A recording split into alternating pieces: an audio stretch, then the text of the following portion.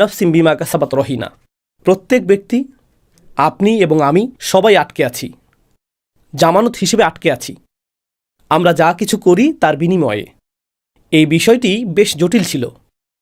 ওকে, উদাহরণটির কথা আবারও স্মরণ করুন। ধরুন আমি আপনার কাছ থেকে ধার নিয়েছি, আপনি আমার পাসপোর্টটি রেখেছেন। আয়াতের প্রেক্ষাপটে আপনিই হলেন পাসপোর্ট, আপনাকেই জামানত রাখা হয়েছে, এবং যখন আপনি মূল্য প্রদান করবেন আপনাকে মুক্তি দেওয়া হবে। সুতরাং কোনো কিছু বন্দি করে রাখা হয়েছে, বা এই ক্ষেত্রে আপনি বলতে পারেন জিম্মি করে রাখা হয়েছে, তাই না? কারণ কেউ পাসপোর্ট জিম্মি করে রাখে, কেউ টাকা জিম্মি করে রাখে, আর যখন দাবি পূর্ণ হয় তখন তা ছেড়ে দেওয়া হয়। এই আয়াতে কাকে জিম্মি করে রাখা হয়েছে? প্রত্যেক মানুষকে জিম্মি করে রাখা হয়েছে।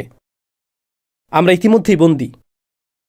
স্বাধীন ইচ্ছার কথা বলার পরেই আল্লাহ বিস্ময়কর এই আয়াতটি উল্লেখ করেছেন। আল্লাহ বলেছেন, যে চায় সামনে এগুতে পারে, যে চায় পেছনে যেতে পারে। প্রসঙ্গক্রমে তোমাদের প্রত্যেকেই একজন বন্দী, জিম্মি, জামানত। বন্দী, জিম্মি, তাহলে কিভাবে আপনি নিজেকে মুক্ত করবেন? আল্লাহ বলছেন বিমা কাসাবাত। প্রসঙ্গক্রমে বিমা কাসাবাত হলো মুকদ্দম। আল্লাহ বলেননি যে কুল্লু নাফসিন রহিনাতুন বিমা কাসাবাতুন। না, কুল্লু নাফসিন বিমা কাসাবাত রহিনাতুন। প্রত্যেক ব্যক্তিকে জিম্মি করে রাখা হয়েছে, জামানত হিসেবে আটকে রাখা হয়েছে। শুধুমাত্র কিসের বিনিময়ে মুক্তি প্রদান করা হবে? যা তারা উপার্জন করেছে, এই জীবনে যা তারা উপার্জন করেছে, যে কাজ তারা করেছে এবং যা তারা উপার্জন করেছে। এটা বেশ ভারী। এখন চলুন ইসলামের স্বাধীনতার ধারণাটি ব্যাখ্যা করি। পছন্দের স্বাধীনতা আছে, কিন্তু কর্মফলের কোনো স্বাধীনতা নেই। বিষয়টা লিখে ফেলুন যাতে আপনাদের মনে থাকে। শেষ আয়াতটি ছিল পছন্দের স্বাধীনতা বিষয়ক। এটা কর্মফলের স্বাধীনতা নয়। এই জীবনে আমি যা কিছুই করি, আমি যাই করি, তা হলো অদৃশ্য কারাগার থেকে নিজেকে মুক্ত করার একটা চেষ্টা, যে কারাগারে আমি ইতিমধ্যেই আছি, কর্মফলের কারাগার। তাই যদিও আমি স্বাধীন সাজার ভান করি, আমি আসলে আমার কাজের সাথে আটকে আছি। আমি আমার কর্মের সাথে শৃঙ্খলিত, আর সেই কাজগুলো আল্লাহর কাছে উপস্থাপন করা হচ্ছে, যিনি প্রতিটি আত্মাকে জামানত রেখেছেন। হয় আমাদের করা সেই পরিশোধগুলো নেতিবাচক পরিশোধ, অথবা সেগুলো ইতিবাচক পরিশোধ। তো একটি ভালো কাজ হলো ইতিবাচক পরিশোধ, একটি খারাপ কাজ হলো নেতিবাচক পরিশোধ, একটি ভালো কাজ হলো একটি ইতিবাচক পরিশোধ। আসলে আমাদের প্রত্যেকেই ইতিমধ্যেই কারাগারে আছি, এবং একমাত্র জিনিস যা আমাদেরকে এই কারাগার থেকে মুক্ত করবে তা হলো আমরা এই জীবনে যা করি, এই জীবনে আমরা যা উপার্জন করি। বিমা কাসাবাত রহিনা। তো পূর্ববর্তী আয়াতে আমি আমার পছন্দের জন্য সম্পূর্ণ দায়ী, এবং এই আয়াতে এই জীবনে আমি যা কিছু উপার্জন করি তার জন্য আমি সম্পূর্ণরূপে দায়ী। আমি দায়ী। বিমা কাসাবাত। আপনি যদি এটুকু বুঝেন, এর অর্থ হলো আমাদের ক্ষেত্রে শুরুর অবস্থাটি হলো আমরা সমস্যায় আছি। বাস্তবতা এটা নয় যে আমরা ঠিক আছি, বাস্তবতা হলো আমরা সমস্যায় আছি, এবং সমস্যা থেকে বেরিয়ে আসার একমাত্র উপায় হলো ক্রমাগত পরিশোধ করতে থাকা। আর আল্লাহ একমাত্র যে পরিশোধ গ্রহণ করবেন তা কি? আপনার ইতিবাচক উপার্জন, বিমা কাসাবাত। আল্লাহ ঠিক এটাই বুঝিয়েছেন যখন তিনি বলেছেন ইন্নাল ইনসানা লাফি খুসর। মানব জাতির জন্য শুরুর অবস্থাটি হলো তারা ক্ষতির মধ্যে রয়েছে। মানুষ ক্ষতির মধ্যে রয়েছে, মাহবুস, কারাগারে অবরুদ্ধ। আক্ষরিক অর্থেই মুআদ্দুন মাহবুস আলাই, তাদেরকে আটকে রাখা হয়েছে। অবস্থা যদি তাই হয়, একজন মুসলিম হয়তো অন্য কাউকে দেখে যে নিজেকে স্বাধীন মনে করে, এবং সে যা খুশি তাই করে, আর সে উপলব্ধি করে ও আল্লাহ, তারা তাদের মুক্তির জন্য মূল্য বাড়িয়েই চলছে প্রতিটি নেতিবাচক পরিশোধের মাধ্যমে। আপনি জানেন আপনার অ্যাকাউন্টের ব্যালেন্স নেতিবাচক হতে পারে, তাই না? যখন আপনার অ্যাকাউন্ট ব্যালেন্স নেগেটিভ 20,000 আর আপনি 20,000 টাকা জমা করলেন, তখন কি হয়ে যায়? 0। মুক্তির জন্য আপনাকে 1 লাখ টাকা জমা করতে হবে, কিন্তু আপনি ইতিমধ্যেই নেতিবাচক 2 লাখে আছেন।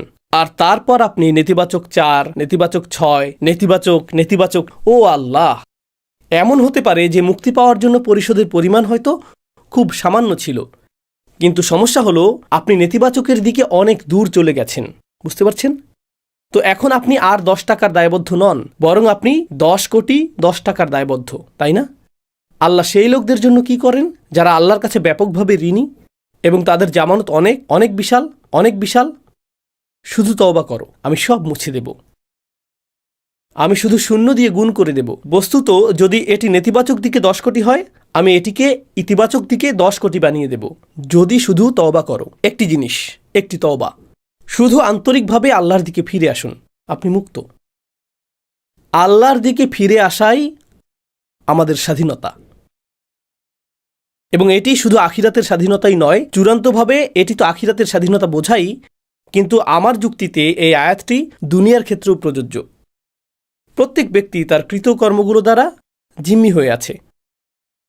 মানুষ মদ্যপানের কাছে জিম্মি হয়ে আছে, মানুষ যৌন আসক্তি দ্বারা, পর্নোগ্রাফি দ্বারা জিম্মি হয়ে আছে, মানুষ মাদকের কাছে জিম্মি হয়ে আছে, মানুষ সময়ের অপচয় দ্বারা জিম্মি হয়ে আছে। তাদের দোষ যাই হোক, তাদের অপরাধ যাই হোক, তারা সেটার দ্বারা জিম্মি। তারা এর মধ্যে নিজেদেরকে নিমজ্জিত রেখেছে। একমাত্র কিছু মানুষ আসলে এই আসক্তিগুলো, এই বদভ্যাসগুলো থেকে মুক্ত রয়েছে। আমাদেরকে বলা হয়েছে ইন্টারনেট ব্রাউজিংয়ে তুমি স্বাধীন, ইন্টারনেট ব্রাউজিংয়ে তুমি স্বাধীন, সোশ্যাল মিডিয়ায় ঢুকতে তুমি স্বাধীন। কিন্তু যদি আপনি আপনার ফোনটি সরিয়ে রাখেন, যদি আপনি দীর্ঘ সময় সোশ্যাল মিডিয়ায় অভ্যস্ত হন, ধরুন 14-15 বছর বয়সী একজন কিশোর, সে যা কিছু দেখার দেখছে, আর আপনি যদি ফোনটি কেড়ে নেন, সেই কিশোরের কি ঘটে? সে উদ্বিগ্ন হয়ে ওঠে, তার মেজাজ খারাপ হয়, তার মানসিক যন্ত্রণা শুরু হয়, সব ধরনের অদ্ভুত বিষয় শুরু হয়। জানেন কেন? কারণ তারা আসলে সেই ডিভাইস দ্বারা বন্দী। তারা আসলে মোটেও স্বাধীন নয়। তারা স্বাধীন নয়। ঠিক যেমন আমাদের শরীর খাবারের চাহিদা থেকে মুক্ত নয়, তাই আমরা যদি খাবারের অভাবে ভুগি, আমাদের খাবারের পেছনে ছুটতে হয়। আমাদেরকে নির্ভর করতে হয় যেন আমরা খাবারের কাছে বন্দী। এই দুনিয়া আসক্তি তৈরি করেছে, আর আমরা বন্দী। মানুষ এই আসক্তিগুলোর দ্বারা বন্দী হয়ে আছে। এমন মানুষও আছে যারা অন্যকে প্রভাবিত করার প্রয়োজনে বন্দী। তারা সেই কারাগারেই বাস করে। এটাই তারা অর্জন করতে চায়, এবং তারা এর নিচেই চাপা পড়ে। সারাটা জীবন শুধু অন্যকে প্রভাবিত করতে চায়। অন্য কিছু মানুষ সবার উপরে থাকার প্রয়োজনে বন্দী। আমাকে সবার সম্মান করা উচিত। তাদের গোটা জীবনটাই আমাকে শুধু সম্মানিত হতে হবে। কিভাবে আপনি সম্মানিত হতে চান? মানুষ যখন কাছে আসবে, তারা যেন আমার দিকে বাঁকা চোখে না তাকায়। তাদের উচিত আগে আমাকে সালাম দেওয়া। এই এটা তুমি কেন করলে না? তুমি ওটা কেন করলে না?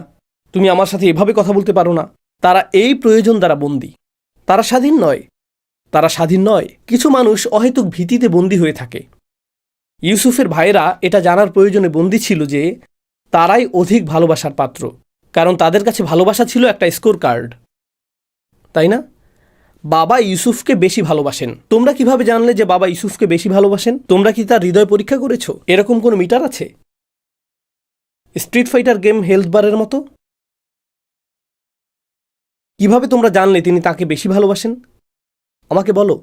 তারা তাকে সরিয়ে দিল, আর তিনি এখনও তাকে বেশি ভালোবাসেন। তোমরা কিভাবে জানলে যে তিনি তাকে বেশি ভালোবাসেন? কিন্তু আমাকে জানতে হবে, এ ব্যাপারে আমার কিছু একটা করা প্রয়োজন। তারা তাদের প্রয়োজনে বন্দী। কারো উপর মানসিক নির্ভরতা, রাগ। কিছু মানুষ তাদের রাগের দ্বারা বন্দী। কিছু মানুষ অনুশোচনায় বন্দী হয়ে থাকে। কুল্লু নাফসিন বিমা কাসাবাত রহিনা। মানুষ কারাগারে বাস করছে। আখিরাতে একটি কারাগার অপেক্ষা করছে। কিন্তু মানুষ এই জীবনে নিজেদের জন্য কারাগার তৈরি করতে অত্যন্ত পারদর্শী। আমরা এতে খুবই পারদর্শী। এবং এই আয়াতটি বলছে, অন্য কেউ আপনাকে কারাগারে রাখেনি। এটা আপনার নিজের তৈরি কারাগার। আর একমাত্র যিনি আপনাকে তা থেকে মুক্ত করতে পারেন, তিনি কে? আপনি এবং আপনার কর্ম। সুতরাং আপনি এমন কাজ করতে পারেন যা আপনাকে আরও কারারুদ্ধ করবে, অথবা আপনি কারাগার থেকে মুক্তির পথ অর্জন করতে পারেন। আপনি যদি এই অর্থে এবং স্বাধীনতা নিয়ে ভাবেন, নারীদের হিজাব পরিহিত দেখলে মানুষ কেন এত বিচলিত হয়? সকলেই স্বাধীন, তুমি স্বাধীন নও কেন? তুমি নিপীড়িত। তারা খুবই বিরক্ত। আমার এমন কিছু অমুসলিম নারীর সাথে কথা বলার সুযোগ হয়েছে যারা পর্দা করে না এবং তারা কর্পোরেট জগতে কাজ করে। আমি বললাম, আপনার কর্মক্ষেত্র নিয়ে কিছু বলুন। সবচেয়ে কঠিন বিষয় কোনটি? তারা বলে, কাজের জন্য তৈরি হওয়া। কয়েকজন মহিলা আমাকে বলেছে, কাজের জন্য তৈরি হওয়াই সবচেয়ে কঠিন কাজ। আমি বললাম, কেন এত কঠিন? আপনার দাঁত ব্রাশ করাটা কি খুব কঠিন? না, আমাকে মেকআপে অনেক বেশি সময় দিতে হয়, নির্দিষ্ট ধরনের পোশাক পরতে হয়। নির্দিষ্ট ধরনের পোশাক বলতে কি বোঝায়? সে বলল, আপনি তো জানেন। আমি বললাম, আমি জানি না, আপনি কি বোঝাতে চাইছেন? সে বলল, দেখুন, আপনার লুক যদি বিশেষ ধরনের না হয় আপনি উন্নতি করতে পারবেন না। তো আমি বললাম, আপনাকে একটা কথা জিজ্ঞেস করি, আমরা ইসলাম নিয়ে কথা বলছি না, আপনাকে একটা বিষয় জিজ্ঞেস করি, এই সমস্ত প্রত্যাশার কারণে আপনি কি নিজেকে বন্দী মনে করেন? সে বলল, হ্যাঁ, ছেলেরা কত স্বাধীন, তারা যেমন খুশি পোশাক পরতে পারে এবং সেভাবেই যেখানে খুশি যেতে পারে, কিন্তু আমরা তা পারি না। ওয়াও! আর আপনি সেই সব নারীদের বলছেন বন্দী যাদেরকে এরকমটা করতে হয় না? আপনিই তো বন্দী, আপনিই তো বন্দী, এবং এই কারাগারে আপনি মারা যাচ্ছেন। كل نفس بما كسبت رهينة. অমুসলিমদের কথা ভুলে যান। অমুসলিমদের বদনাম করে আপনাকে ভালো অনুভব করানোর জন্য আমি এখানে আসিনি। আমি চাই আপনি নিজের ব্যাপারে খারাপ অনুভব করুন।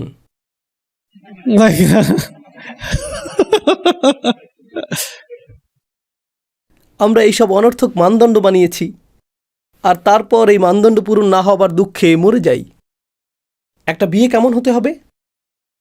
এখন আমরা এই মানদণ্ড তৈরি করেছি, এই মানদণ্ড ইনস্টাগ্রাম থেকে অবতীর্ণ হয়েছে। আর এখন আপনার বিয়ে যদি সেই রকম না হয়, এটা আমার জীবনের সবচেয়ে খারাপ দিন। কেন? কেন? আমরা নিজেদের জন্য এমন কারাগার বানিয়েছি যার কোনো প্রয়োজনই ছিল না। আমরা নিজেদেরকে জিম্মি বানিয়েছি, আর সেই কারাগারে নিজেদেরকে রাখার জন্য আমরা যে কোনো কিছু করতে প্রস্তুত। ইসলাম আসলো এবং মুক্তিদান করল। আপনাকে শুধুমাত্র একজনেরই দাসত্ব করতে হবে, আর তিনি হলেন আল্লাহ। আর হ্যাঁ, আপনার খারাপ কাজের জন্য আপনাকে জিম্মি করে রাখা হয়েছে, আর নিজেকে মুক্ত করার জন্য আপনি ভালো কাজ করতে পারেন। শুধু মানুষ হয়ে উঠুন। আপনার জীবনের একমাত্র উদ্দেশ্য হওয়া উচিত, আমি কি সঠিক কাজটি করছি। আপনার উদ্দেশ্য আর এটা থাকবে না যে আমি কি জনপ্রিয় কোনো কাজ করছি, আমি কি ফ্যাশনেবল কোনো কাজটি করছি, আমি কি সবচেয়ে বেশি অর্থ উপার্জনকারী কাজটি করছি, আমি কি প্রতিযোগিতামূলক কাজটি করছি। এই প্রশ্নগুলো অদৃশ্য হতে থাকবে। একমাত্র প্রধান যে প্রশ্ন থেকে যাবে তা হলো, আমি কি সঠিক কাজটা করছি। শুধু এটুকুই। আমি কি সঠিক জিনিস অর্জন করছি, ব্যাস এটুকুই। কি অসাধারণ এক বিশ্ব দর্শন! আর এটাই স্বাধীনতা। আমি সঠিক কাজটি করতে স্বাধীন যখন অন্যেরা সবাই কারাগারে রয়েছে। তারা আমার উপর চাপিয়ে দিতে পারে না। এমনকি সেই মেয়েরা যাদের বিষয়ে সেদিন কথা হচ্ছিল, এক তরুণী ইনফ্লুয়েন্সার নারীদের ব্যাপারে বলছিল যারা পর্দা ত্যাগ করেছে, ইত্যাদি ইত্যাদি। তারা কি অন্যদের চোখ আর মতামতের কারাগারে বন্দী নয় এবং এর দ্বারা প্রভাবিত হয়েই পর্দাহীনতার সিদ্ধান্ত নেয় না? একমাত্র কারাগার, একমাত্র আত্মসমর্পণ যা আমাদের মেনে নেওয়া উচিত তা হলো আল্লাহর কাছে আত্মসমর্পণ। আর আমি আপনাদের বলছি, কুরআনের দর্শন সত্যিই অসাধারণ। আমরা নিজেদেরকে আল্লাহর দাস বলে থাকি, আর কুরআন বর্ণনা করছে আপনি কোনো না কোনো কিছুর দাস হবেনই, কিন্তু সিদ্ধান্ত আপনার যে আপনি কিসের দাস হবেন। আপনি হবেন ফ্যাশনের দাস, টাকার দাস, মানুষের দাস, সংস্কৃতির দাস, মানদণ্ডের দাস, জনপ্রিয়তার দাস, আপনার অহংকারের দাস, অথবা আল্লাহর দাস। আপনি যদি আল্লাহকে মেনে না নেন তবে অন্য কিছুর দাসে পরিণত হবেন, কিন্তু যদি আল্লাহকে বেছে নেন অন্য সকল দাসত্ব থেকে আপনি মুক্তি পাবেন। এটাই স্বাধীনতা। এটা আপনাকে অন্য সব কিছু থেকে মুক্ত করবে। একেই সত্যিকার অর্থে বলা হয় শৃঙ্খল ভাঙা। আল্লাহ বলেছেন, বাস্তবতা হলো প্রত্যেক মানুষ শৃঙ্খলে আবদ্ধ হয়ে আছে। এখানে কেবল একটিই বিষয় আছে, আমরা সকলেই আবদ্ধ। আমরা আসলে স্বাধীন নই। আমাদের করা প্রতিটি কাজই এরকম। কল্পনা করুন, আমার উপর হাজারো শিকল রয়েছে। আমার প্রতিটি ভালো কাজ সেই শিকলগুলোর একটি করে ভাঙছে, অথবা আমার প্রতিটি খারাপ কাজ সেই শিকলগুলোর সাথে একটি করে যোগ করছে, আর আমি সেই শিকলগুলো দেখতেও পাই না। তারপর বিচারের দিনে সেই সমস্ত শিকল প্রকাশ পাবে। এটাই কুল্লু নাফসিম বিমা কাসাবাত রহিনা। এটা কেবল তাদের অর্জন যা তারা করছে, এর জন্যই তারা জিম্মি হয়ে আছে। সুবহানাল্লাহ। এটি একটি বিস্ময়কর এবং আশ্চর্যজনক বাস্তবতা। এটি একটি অবিশ্বাস্য বাস্তবতা। এটি আপনার ও আমার উদ্দেশ্যে আল্লাহর বলার একটি উপায় যে কেউ আমাদের কারাগারে রাখেনি, আমরাই রয়েছি। আমরাই রয়েছি। এটা অসম্ভব। আমি অনেক বেশি ভুল করেছি। আমি অনেক দূরে। আমি কারাগারের গর্তের অনেক গভীরে আছি। আমার পক্ষে উপরে উঠে আসার কোনো উপায় নেই। না, আপনার মুক্তি পাওয়া সম্ভব, সহজেই। ইল্লা আসহাব আল ইয়ামিন, ডান দিকের লোকেরা ছাড়া। আল্লাহ বলেছেন আসহাব আল ইয়ামিন। জানেন, এটা বিচার দিবসের মানুষদের একটা বর্ণনা। সেখানে বাম দিকের মানুষ থাকবে এবং ডান দিকের মানুষও থাকবে, এবং এমন মানুষও থাকবে যারা তাদের আমলনামা ডান হাতে পাবে, তাই তাদেরকে ডানপন্থী লোক বলা হয়। কিছু মানুষ তাদের আমলনামা বাম হাতে পাবে, সেখানে এমন লোক আছে যাদের উপর মূলত অভিশাপ রয়েছে, আসহাবুল মাশআমা, شؤم অশুভ, অভিশপ্ত, আসহাবুশ শিমাল। কিন্তু ডান দিকের লোকেরা হলো আসহাবুল ইয়ামিন। أصحاب الميمنة ما أصحاب الميمنة وأصحاب المشأمة ما أصحاب مشأمة কিন্তু ইয়ামিনের আরও একটা অর্থ আছে। আরবিতে ইয়ামিন বলতে শপথ বোঝানো হয়। সুতরাং যখন আপনি ইয়ামিন গ্রহণ করেন, আপনি একটি শপথ নিচ্ছেন। এরা হলো সেই সব লোক যারা আল্লাহর কাছে কৃত শপথ রক্ষা করেছে। এরাই ইয়ামিনের অধিকারী। এমনকি পৃথিবীতে আসার আগেও তারা ইতিমধ্যেই আল্লাহর কাছে একটি প্রতিশ্রুতি দিয়েছিল, এবং সেই ফিতরা অনুযায়ী তারা তাদের প্রতিশ্রুতি রক্ষা করে চলেছে। এরাই হলো ইয়ামিনের অধিকারী মানুষ। ইয়ামিন অর্থ সম্মানজনক কাজ করাও বোঝায়, কারণ ইয়ামিন বা ডান হাত ভালো কাজকে প্রতিনিধিত্ব করে। এটি আপনার চুক্তি পূরণের প্রতিনিধিত্ব করে। ডান হাতকে আপনি চুক্তি করার জন্য নির্ভরযোগ্যতা প্রদর্শনের কর্মর্দন করতে ব্যবহার করেন। আপনি ডান হাত মিলিয়েছেন মানে হলো আপনি এখন এর জন্য দায়ী, আপনি এর উপযুক্ত। বিশ্বজুড়ে আদালতগুলোতে এবং নতুন পুরাতন সকল সংস্কৃতিতে আপনি আপনার ডান হাত দিয়ে সাক্ষ্য দেন। আপনি আপনার বুকে হাত রাখেন এবং অঙ্গীকার করেন, আপনি প্রতিশ্রুতি দেন, তাই না? ডান হাত হলো সংস্কৃতি, সম্মান, ন্যায় এবং সততার প্রতীক। এরা হলো সততার মানুষ। এরা এমন লোক যারা সঠিক উপায়ে কাজ করে। যখন আপনি ভুল উপায়ে কাজ করেন, আপনি আপনার বাম হাত ব্যবহার করেন। যখন আপনি সঠিক উপায়ে কাজ করেন, আপনি ডান হাত ব্যবহার করেন। إلا أصحاب اليمين دي একমাত্র মানুষ যারা জিম্মি নয়, তারা হলো ডান হাতের সঙ্গী। এই কথার দ্বারা বড় একটি চিন্তার দ্বন্দ্ব সৃষ্টি হবার সম্ভাবনা থেকে যায়। আমি আপনাদের মতো করে নিজেই একটা প্রশ্ন করছি। কিন্তু উস্তাদ, আমার একটা প্রশ্ন আছে। আমি ভেবেছিলাম আমরা কেবলমাত্র আল্লাহর করুণার দ্বারাই জান্নাতে প্রবেশ করব, কিন্তু এখন দেখলাম মুক্তি লাভের একমাত্র উপায় হলো আমাদের কর্মফল। তাহলে কোনটা সঠিক, আমাদের কর্মফল নাকি আল্লাহর করুণা? প্রশ্নটির জন্য আপনাকে ধন্যবাদ প্রিয় শ্রোতা। এখন আমি এর উত্তর দেওয়ার চেষ্টা করছি, কারণ সহিহ হাদিসে এসেছে যে আমরা একমাত্র কিসের দ্বারা জান্নাতে প্রবেশ করব? আল্লাহর করুণা। আমাদের কৃতকর্ম যথেষ্ট নয়। আর এখন আল্লাহ বলছেন তোমরা মুক্তি পাবে না কোন জিনিসটি ছাড়া? যা তোমরা অর্জন করেছ। তাই মনে হচ্ছে একটি দ্বন্দ্ব রয়েছে। আমরা কি কেবল আল্লাহর করুণাতেই জান্নাতে যাব, নাকি আমাদের কর্মের দ্বারা?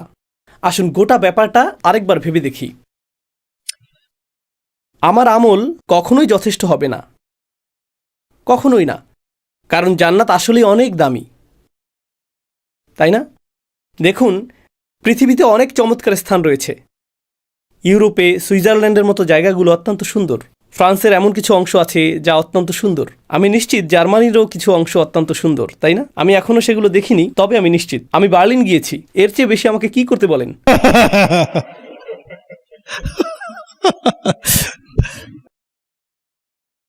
যুক্তরাষ্ট্রে এমন কিছু জায়গা আছে যা অত্যন্ত সুন্দর। কলোরাডো অনেক সুন্দর, ক্যালিফোর্নিয়াও অনেক সুন্দর। পৃথিবীতে অনেক দামি শহর আছে। যে কোনো সুন্দর জায়গায় দামি হয়, তাই না? দামি রিয়েল এস্টেটের একটি প্লট পেতে অনেক বেশি পরিশ্রম করতে হয়। আমরা কথা বলছি জান্নাত নিয়ে। আর জান্নাতের আকার আসমান ও জমিনের আকারের সমান। এটা এই পৃথিবীর তুলনায় একটু বেশি দামি, একটু বেশি। আর অবশ্যই যদি আপনি এর জন্য মূল্য দিতে চান, তাহলে এর জন্য আপনাকে কাজ করতে হবে। কিন্তু এই দুনিয়ায় আমি যত কাজই করি না কেন, এমনকি নিউ ইয়র্ক সিটিতেও আমি একটা অ্যাপার্টমেন্ট কিনতে পারবো না। এটা আসলেই কঠিন। আমরা এই সীমিত জীবন ও কিছু কাজ নিয়ে কথা বলছি, আর এখন আমরা প্রাসাদের মালিক হতে প্রস্তুত। একটি নয়, একাধিক প্রাসাদ। কোথায়? জান্নাতে। আমি বলতে চাইছি, যৌক্তিকভাবে চিন্তা করলে আমরা যা পাচ্ছি তার মূল্য দেওয়ার জন্য আমাদের কোনো কাজই যথেষ্ট নয়, কিছুই না। আর উপরন্তু সেগুলো চিরস্থায়ী। তাই আমাদের ভালো কাজ, যদি আমরা ৮০ বছর ধরে ভালো কাজ করি, এটা এমন না যে আমরা জান্নাতে ৮০ বছর ভাড়া ছাড়া থাকতে পারবো আর তারপর ভাড়া শুরু হবে। না, এটা স্থায়ী। সুতরাং প্রচেষ্টা সীমিত, পুরস্কার স্থায়ী। পরিষ্কারভাবেই আমরা এর জন্য মূল্য দেইনি। আমরা এর জন্য মূল্য দিতে পারবো না। এর জন্য মূল্য দেওয়ার কোনো উপায় নেই। তাহলে বিষয়টি কি? দুটো চরমপন্থা। এক, আমরা আমাদের আমলের কারণে জান্নাতে যাব। দুই, আমরা আল্লাহর দয়ার কারণে জান্নাতে যাব। এই দুটোই চরমপন্থা এবং দুটোই ভুল। আমি আপনাদের দেখিয়েছি এর একটি ভুল। আমাদের আমল আমাদেরকে জান্নাতে নিবে না, কারণ এটা যুক্তিসঙ্গত না। আমরা এখনও আয়াতটিতে আসিনি। অন্য চরমপন্থাটি কি? আমরা কেবলমাত্র আল্লাহর দয়ার কারণেই জান্নাতে যাব। আপনি যদি এমনটা বলেন, তাহলে আপনার আমলের প্রতি গুরুত্ব কি হবে? সেগুলোর আর গুরুত্ব থাকবে না। আরে আল্লাহ তো দয়ালু। আপনি বলেন, ভাই হারাম খেও না। হ্যাঁ, কিন্তু আল্লাহ তো দয়ালু। এমন তো না যে আমরা আমলের কারণে জান্নাতে যাব। তুমি কি হাদিসটি পড়নি? আমাদের আমল যথেষ্ট নয়? শুধু আল্লাহর করুণা প্রার্থনা করো, তিনি করুণা করবেন। আল্লাহ তো আর রহমান, তুমি এত সংকীর্ণ মনা কেন? আল্লাহ তোমার চেয়ে অনেক বেশি উদার। এটা কি চরমপন্থা না যা বিদ্যমান রয়েছে? আমি নিশ্চিত আপনার এমন নির্বোধ কোনো কাজিন বা বন্ধু আছে যে এমন কথা বলে, তাই না? কারণ লক্ষ লক্ষ মানুষের এই ধারণা রয়েছে, তাই না? কিন্তু এই বিষয়ের সঠিক ধারণাটি আসলে কি? এটা খুবই সহজ। প্রসঙ্গত, যখনই কোনো ব্যাখ্যাকে জটিল মনে হয়, সম্ভবত তা সঠিক হয় না। কারণ এই ধর্মটিকে সেভাবেই বানানো হয়েছে। ধর্মটি কেমন? এটি ফিতরার ধর্ম। এটা আপনার বুদ্ধির সাথে একত্ব হয়, এটা আপনার প্রকৃতির সাথে একত্ব হয়, এবং আল্লাহ যা বলেন তার অর্থের সাথে আপোষ করে না। এটা কেবলই সরলতাপূর্ণ ধর্ম। তাহলে বিষয়টিকে দেখার সহজ সরল উপায়টি কি? আল্লাহ এই সূরাতে দুটি জিনিসকে একত্রিত করেছেন: আল্লাহর হেদায়েত, যা আপনারা আগে দেখেছেন, এবং আমাদের ইচ্ছা। আপনাদের মনে আছে? উদাহরণস্বরূপ আল্লাহ বলেছিলেন, কাযালিকা ইউদিল্লুল্লাহু মান ইয়াশাউ ওয়া ইয়াহদি মান ইয়াশা। তারপর আল্লাহ বলেছেন, লিমান শাআ মিনকুম মান ইয়াতাকাদ্দামা আও ইয়াতাআখার। তিনি উল্লেখ করেছেন নিজের ও আমাদের কথা। নিজের ও আমাদের কথা এরকম বেশ কয়েকবার এসেছে। তো মনে হচ্ছে এখানে দুই অংশযুক্ত অবস্থা বিদ্যমান। আল্লাহ আমার নগণ্য অমনোযোগিতাপূর্ণ 25% আন্তরিকতাযুক্ত নামাজ কবুল করবেন, তাই না?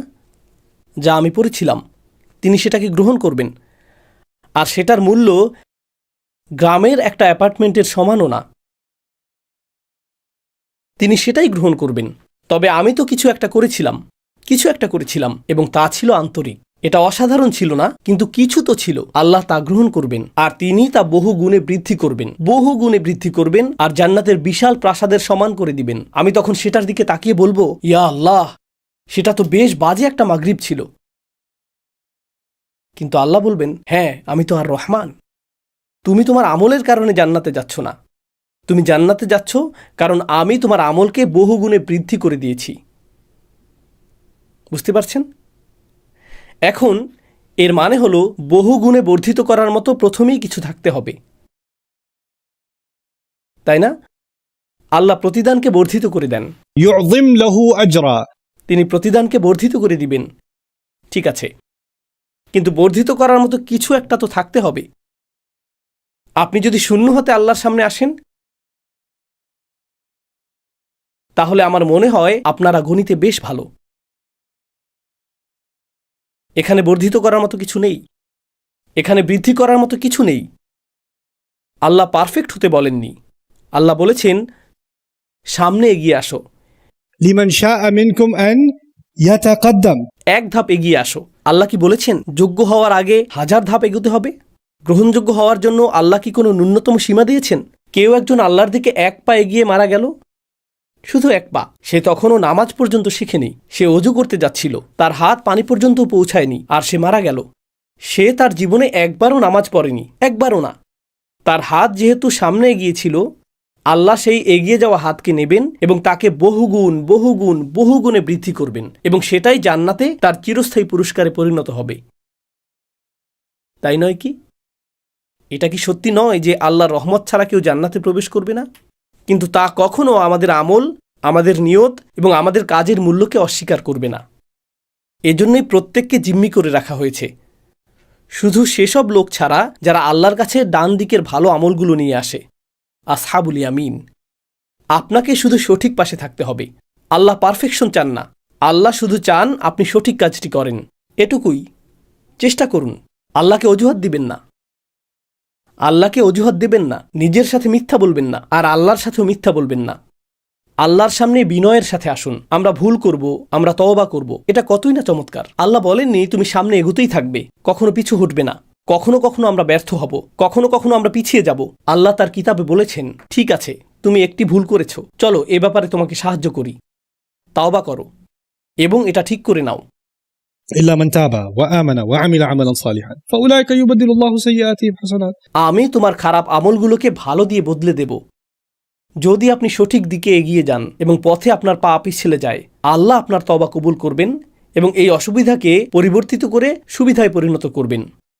আল্লাহ তা করবেন। এটা কি আল্লাহর রহমত নয়? তার তো এসব কিছুই করার প্রয়োজন নেই। জান্নাত যদি বিনিময়